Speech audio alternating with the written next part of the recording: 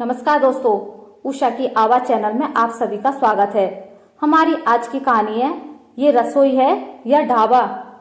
वाह अनीता बहू, क्या कमाल की सब्जी बनाई है। ऐसा कर, मेरे लिए तो तू 2 रोटी और सेक दे। पेट तो भर गया लेकिन मन नहीं भरा। माँ जी, लेकिन आटा तो खत्म हो गया। कोई बात नहीं, मैं अभी और आटा लगा देती हूँ। बहू, आटा लगा ही रही है तो मेरे लिए भी 2 रोटी और बना देना। वो क्या है ना कि गरम गरम रोटी का स्वाद ही अलग होता है। जी पापा जी। अनीता रसोई में जाती है, लेकिन वो देखती है कि उसकी देवरानी शालिनी रसोई की सफाई करके बर्तन धो रही थी। अरे शालिनी, तुमने चकला बेलन सब धो दिया क्या? हाँ दीदी, मैंने सोचा जब तक मम्मी पापा खाते हैं तब तक मैं अपना काम निपटा लेती हूँ। उसके बाद हम भी सुकून से खाना खा लेंगे। फिर उसके बाद के बर्तन तो नहीं धोने होंगे ना? हाँ, लेकिन अभी मम्मी जी और पापा जी को 2-2 रोटी और खानी है। क्या? लेकिन अभी तो मैं सबसे पूछ कर आई थी तो उन्होंने मना कर दिया था। अब 2 मिनट में फिर रोटी मांगने लगे। हाँ, आटा भी फिर से लगाना पड़ेगा और किचन की सफाई और बर्तन फिर से धोने होंगे। कभी कभी तो मुझे लगता है कि यह कोई रसोई नहीं, ढाबा है, ढाबा जो हर वक्त चलता ही रहता है। अरे बहू, अभी तक रोटी बनी नहीं क्या? पता नहीं दोनों सारा दिन क्या करती रहती हैं। 2-2 बहुएं हैं, फिर भी खाना टाइम से नहीं मिलता। जब देखो दोनों आपस में गुटरगू गुटरगू करती रहती हैं। भाभी, मुझे और चावल खाने हैं, 1 कटोरी ला दो ना। लेकिन रेखा, चावल तो सारे खत्म हो गए, जो भी थे पापा जी और तुम्हें दे दिए। ऐसे कैसे खत्म हो गए? पूरा 1 क्विंटल का कट्टा रखा है स्टोर रूम में और तुम मेरी बेटी को 1 कटोरी चावल देने से मना कर रही हो। देखा माँ, भाभीियों के राज में तो खाने को भी तरसना पड़ रहा है। अब यहाँ खड़े खड़े मेरा मुंह क्या देख रही है? जा जल्दी से कुकर में 1 सीटी लगवा दे। चावल तो कुकर ने बनाने हैं, तूने थोड़ी ना। अरे शालिनी, ला कुकर भी धर दे। दीदी, मेरा क्या फायदा हुआ बर्तन धोने का?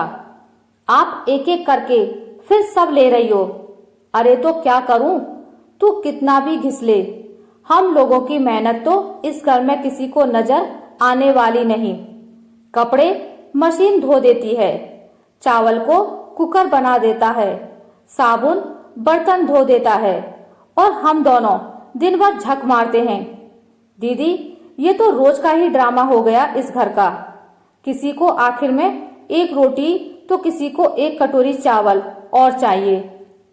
अरे बर्तन तो पूरे ही गंदे होते हैं ना। अब हम और कर भी क्या सकते हैं?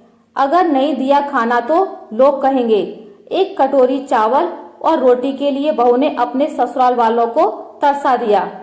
दोनों बहुएं फिर से काम पर लग जाती हैं। इसी तरह वो दोनों सारा दिन किचन में ही लगी रहती, जिस वजह से वो ना तो ठीक से अपने बच्चों की पढ़ाई पर ध्यान दे पाती और ना अपने पतियों के कपड़े समय से प्रेस कर पाती। उन दोनों के 1-1 बच्चा है। सास, ससुर और ननद को मिलाकर कुल 9 लोगों का परिवार है। इतने सारे लोगों के लिए खाना बनाने और खिलाने और उनके बर्तन धोने में ही इनका सारा दिन निकल जाता है। दीदी, हम दोनों का सारा दिन रसोई में ही निकल जाता है। कभी कभी तो ऐसा लगता है यह लोग घर में बहू नहीं बल्कि रसोइया ब्याह कर लाए हैं। बात तो तेरी एकदम सही है। सारा दिन ठूस ठूस कर कद्दू की तरह बनते जा रहे हैं। अरे घर में 2-2 बहुएं पकाने के लिए हैं तो इसका मतलब यह थोड़े ना तुम 4 दिन का राशन 1 दिन में ही खा जाओ। और तो और अब तो बच्चे भी बड़ों की देखा देखी वैसे ही करने लगे हैं। शालिनी, अब हमारा भी बेशर्म बनने का वक्त आ गया है, इनकी अकल ठिकाने लगाने का। मेरे पास एक आइडिया है, जरा कान इधर तो दे। अनीता अपनी देवरानी शालिनी को सारा प्लान समझा देती है। फिर अगले दिन सुबह की चाय में वो ढेर सारा मीठा डालती है और फिर चाय पीने के बाद अपनी सास से कहती है, मम्मी जी लाइए, जरा मैं आपका शुगर नाप दूं।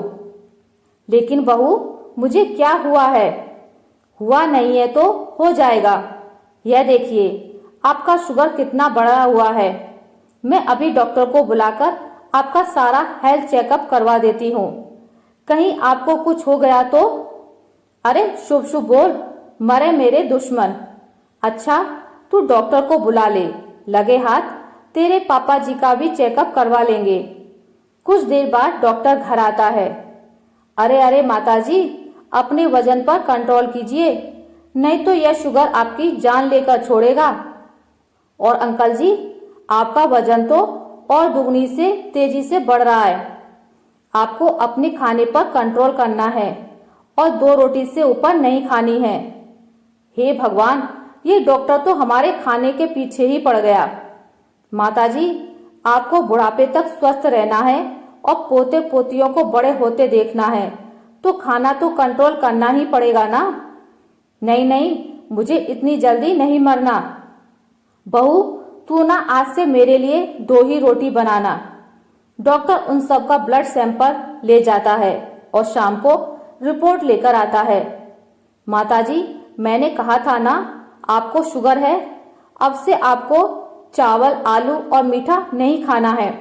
और बाबूजी, आपको भी कोलेस्ट्रॉल की दिक्कत है, इसलिए आपको भी अपने खाने पर अब से ध्यान देना है। और रेखा, तुम्हारा भी वजन उम्र के हिसाब से ज्यादा है, इसलिए तुम्हें भी अपने खाने पर ध्यान देना होगा। अभी तो तुम्हारी शादी भी नहीं हुई, तुम्हारे शरीर को तो अभी कई बदलावों से गुजरना है। डॉक्टर यह कहकर वहां से चला जाता है। शाम को सब खाने की टेबल पर बैठते हैं तो रेखा कहती है, भाभी 2 चम्मच चावल लाना। यह लो रेखा, 2 चम्मच चावल। आप तो सच में 2 चम्मच लाई हो। हाँ तो इस घर की बहू हूँ, सबका ध्यान रखना मेरी जिम्मेदारी है। बहू, मुझे बस आधी रोटी और देना। नहीं सासू माँ, डॉक्टर ने आपको 2 रोटी से ज्यादा खाने के लिए मना किया है, और आपने ही तो कहा था कि अब 2 ही खाऊंगी, इसलिए आपकी और रोटी नहीं बनाई। और अब हमने सबका खाना हिसाब से बनाने के बाद किचन बंद कर दिया है। आज सब आधा आधा पेट खाना खाकर चुपचाप अपने अपने कमरों में चले गए। तो वहीं दोनों बहुओं ने भी आज पहली बार समय पर खाना खाया और फिर अपने कमरों में चली गईं। अनीता के इस आइडिया से सबकी आदत और सेहत में काफी सुधार आ गया था। सास, ससुर और रेखा वॉक पर जाते, अपनी डाइट पर कंट्रोल करते और खुद के खाने पर ध्यान देते। अनीता के उस आइडिया में डॉक्टर भी शामिल था। दरअसल वह डॉक्टर और उसकी वह रिपोर्ट दोनों ही झूठी थी। वैसे तो कहते हैं कि झूठ बोलना पाप है, लेकिन अगर उस झूठ से किसी का भला हो तो उसमें कोई बुराई भी नहीं है। आशा करती हूँ आपको मेरी आज की कहानी अच्छी लगी होगी। अगर आपको मेरी कहानी अच्छी लगी है तो इसे लाइक करें, ज्यादा से ज्यादा शेयर करें, और अगर आप मेरे चैनल पर नए हैं तो इसे सब्सक्राइब करना ना भूलें। मिलते हैं एक नई कहानी के साथ, तब तक के लिए नमस्कार।